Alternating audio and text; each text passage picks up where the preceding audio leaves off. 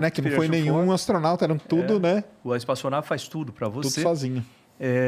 Mas são passageiros e agora vai surgir... porque os astronautas até agora, profissionais, são todos de agências espaciais. Eu sou do Brasil, no caso da Agência Espacial Brasileira, tem a NASA, tem a JAXA, a ESA, etc., que são astronautas ligados a agências. Agora vão ter astronautas ligados a empresas, que são como... Já vai ter agora, né? Nessa que vai agora a Axiom, né? A Axiom já vai um ex-astronauta da NASA, né? Que ele saiu e tá lá. Vai para o setor privado. E daqui a pouco já vai ter a formação de astronautas fora da NASA ou de outros lugares. Aí vai ser um mercado diverso, mas vai ter bastante coisa bacana. Você chegou a cogitar ir para esse setor? Em algum momento? Em 2004, olha a situação, né? Eu lá, teve o acidente em 2003 da Colômbia, a chance de voar era praticamente zero, né? Eu esperava voar em 2001, não aconteceu, em 2002 não. O Brasil foi quase expulso do programa da estação, a agência espacial foi muito mal naquela época. Hoje eu posso falar isso porque a agência, olha como é a vida da volta, né? Hoje a agência está subordinada a mim. Mas na época ali passou um problema, né? Mas naquela época os caras fizeram merda. Naquela época foi complicada a situação. Mas assim sem se não quiser dar muitos detalhes, tudo bem. Mas os caras fizeram merda. Não, mas isso aí é público. Todo mundo sabe. Eles sabem. E arriscaram perder esse lance. Tudo. A gente tinha que fazer um investimento. A nossa bandeirinha não está mais, né? Foi tirada. Foi tirada lá, porque a gente precisava fazer um investimento, eram 120 milhões que ia ser pago às empresas brasileiras para produzirem 6 partes, entre elas o Express Pallet, que seria o primeiro a ser entregue para ser instalado na estação. Express Pallet é uma prateleira. É uma prateleira de prateleira onde vão colocar os experimentos, é isso. Do lado externo da estação. E o que acontece? Isso teria que ser feito nas empresas brasileiras. Então, esse investimento, o pessoal falava, vai pagar para a NASA. Não paga nada para a NASA. Você paga para a Embraer ou para as outras empresas fazerem isso no Brasil. E aí você entra com a espécie, né? Vamos dizer, com aquele equipamento para participar da parceria. Mas aí foi um rolo da agência espacial com a Embraer, com outras coisas. Resultado, nós não entregamos a prateleira. Nunca entregamos essa prateleira. E eu lá desesperado tentando ajustar. Enquanto isso, ele tem. Merda. Não, e tem até uma injustiça. Caralho, tem até uma injustiça. A própria razão para que exista essa porra desse projeto, os caras não entregaram. Não entregaram. E era uma prateleira, cara. Era uma prateleira, tá? Você tá zoando, uma prateleirinha. Entendeu? Ou seja, que doideira. Você imagina a minha situação lá esperando, não vai dar certo, aí tem que mudar o projeto. Aí eu consegui ajustar lá para a gente produzir. Eram uns adaptadores, né? É um tipo de um adaptador externo, né? Para colocar equipamento em cima, etc. Aí trocar aquelas 6 peças por 34 adaptadores menores que daria para fazer. Consegui para fazer de graça no Senai. O Senai ia fazer de graça, mesmo assim não foi para frente. Ou seja, a situação era tensa lá. Foi aí que você foi para a Rússia. E aí assim, 2004, né? Voltando à parte privada, em 2004 me convidaram para ir lá conhecer o pessoal que fez o Spaceship One. Eu esqueci o nome, Scaled Composites. A Scaled Composites era uma empresa no deserto lá, né, perto do deserto Mojave. Ela falou, você quer conhecer? Eu falei, eu quero. Aí eu fui lá conhecer a empresa. Tinha o Burt Rutan, que é o projetista-chefe, um cara bem excêntrico, assim, até a imagem dele, um cara grandão, com costeleta tipo Elvis Presley. Burt o quê? Burt Rutan. Ele bota aí, gente, esse piroca aí pra gente ver. Você acha o nome dele aí? Como é que escreve? Tu sabe, Marcos? Escreve Burt mesmo, né? B-U-R-T. B-U-R-T. Rutan é R-U-T-A-N, de navio. Né? Aí fui lá para conhecer o tal... ele aí, né? Caraca, maneira a costeleta dele. Olha lá, style demais. Aí ele projetou uma série desses aviões interessantes, com o Canard, né? Tipo aquele lá em cima, o Velocity e etc. O cara é um gênio do projeto de aviões. Projetista, é isso? Projetista. E aí... Aquele ali, ó, esse Spaceship One aí, foi a base do que virou depois o avião da Virgin. Parece um cachorrinho magrelo, né? Esse daí. Mas aí, como é que foi? Esse aqui é um dos projetos dele, né? E aí aconteceu assim, aliás, deixa essa foto, depois eu mostrar ali, tem o White Knight, que é que é a nave que carrega a nave mãe ali com 2 fuselagens, bem no meio ali. É o outro, esse daí, o né? Spaceship One ali dentro, né? Embaixo dele lá. Aí o que aconteceu? O X-Prize, né? Uma fundação, que hoje é uma fundação, até a Anusha é parte, a Anusha Ansari agora é parte dessa, que é uma amiga minha. Eles resolveram colocar um prêmio. Vão ser 20 milhões de dólares para a primeira empresa privada que conseguir fazer 3 voos, levando uma carga de 30, acho que 3 pessoas, 3 bonecos de 80 quilos, né, dentro, acho que era algo assim, e que suba acima da linha de Kármán. Linha de Kármán é o que define o espaço, tecnicamente. É 100 quilômetros a linha de Kármán. A NASA até aceita 80 quilômetros. Mas, oficialmente, para você estar no espaço, você teria que passar 100 quilômetros. Isso daí é o limite da atmosfera. Como se for, acaba não tendo limite, mas é tipo assim, oficialmente foi ali é definido. Convencionado, é o limite convencionado da atmosfera. Tá. Aí participaram várias empresas, inclusive a Scaled Composites dele. Aí.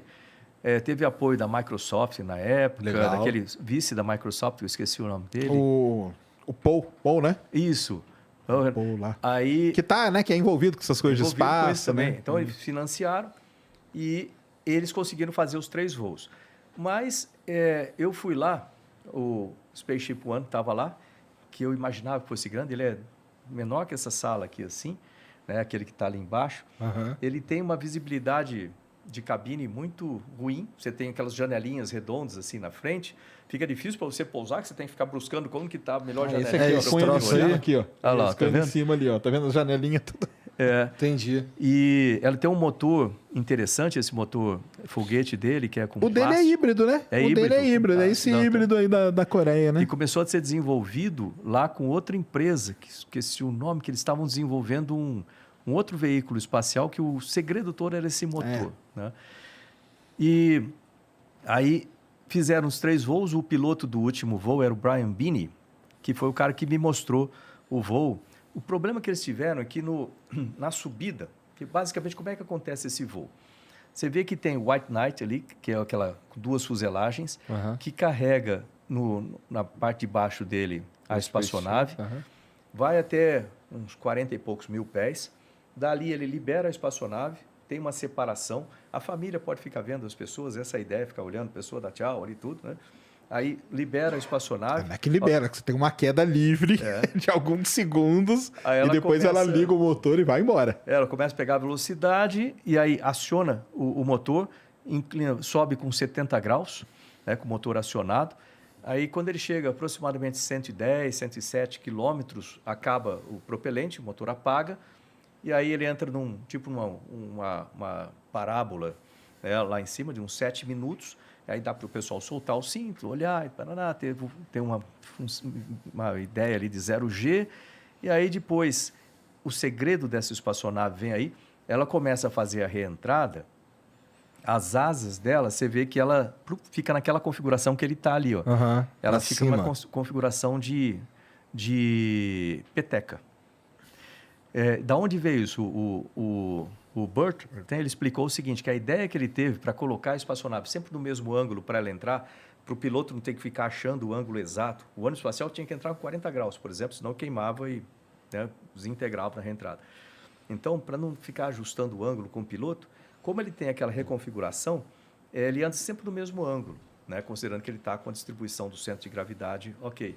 O que mexe é a asa. Né? E a asa configura com ele. E a ideia que ele teve foi vendo, acho que o neto dele, jogando peteca.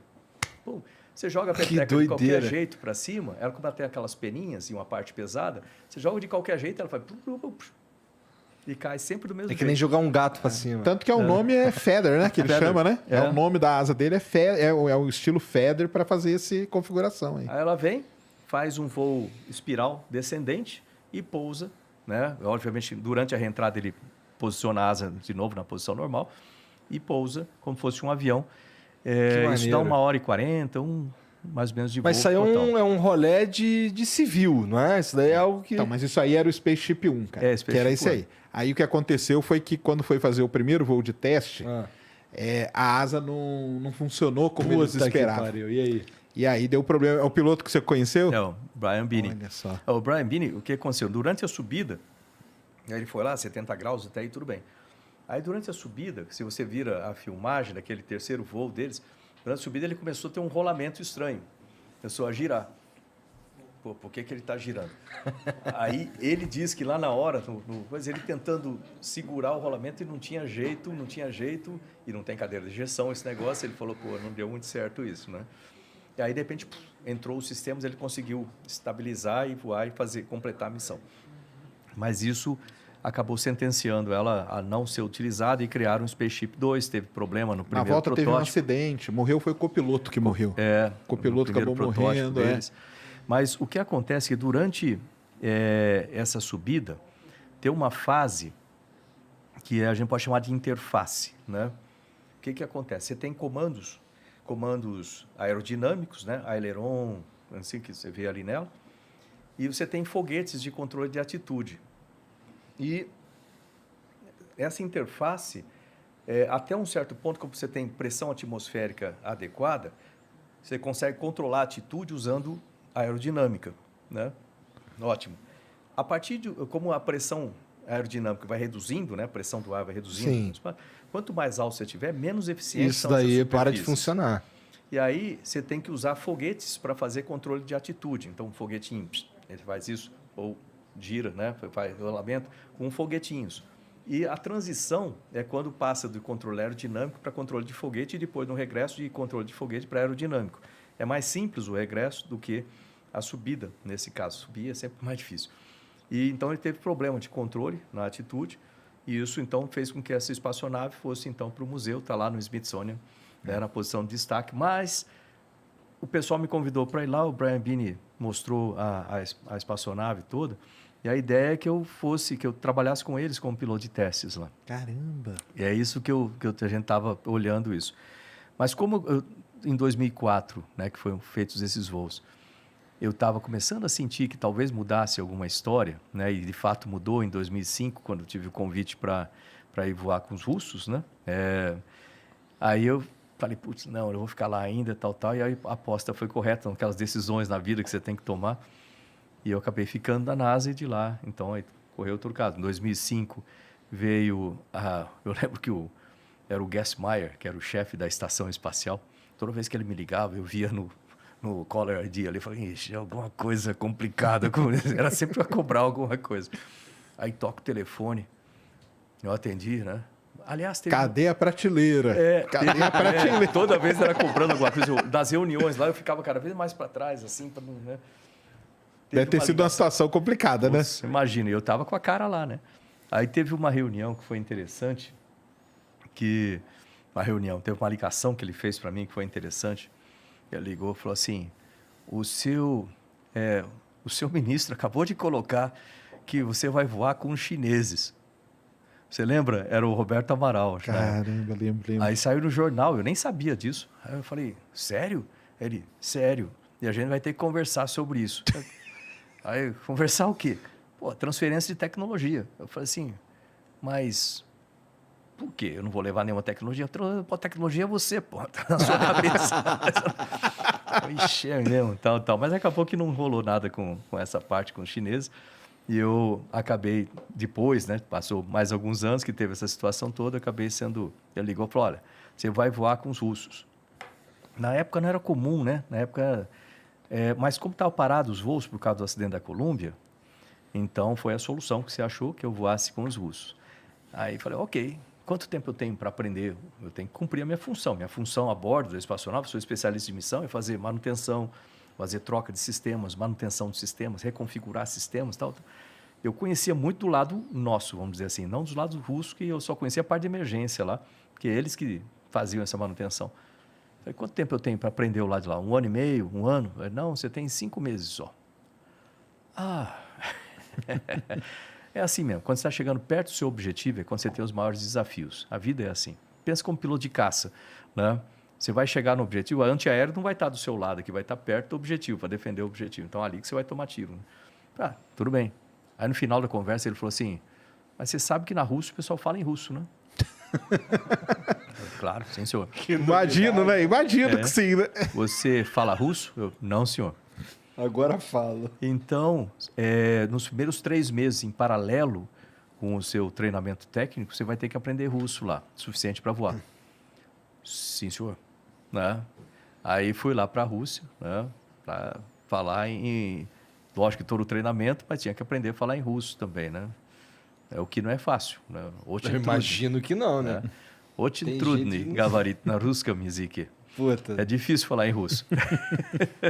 Se tu não fosse ministro, eu ia falar que é a tua mãe. E assim foi. Eu fui para lá, fiz o treinamento e a parte final é no Cazaquistão, que você faz os últimos testes lá no Centro de Lançamento de Baikonur. Aí, dia 29 de março, eu estava lá sentado num foguete daquele, Soyuz, esperando para decolar. Tensão, dá medo. Lógico que dá medo, você não é doido, você sabe o risco que você corre, você tem que ter, se não tiver medo, duas coisas. Ou você não sabe onde está, ou você é doido.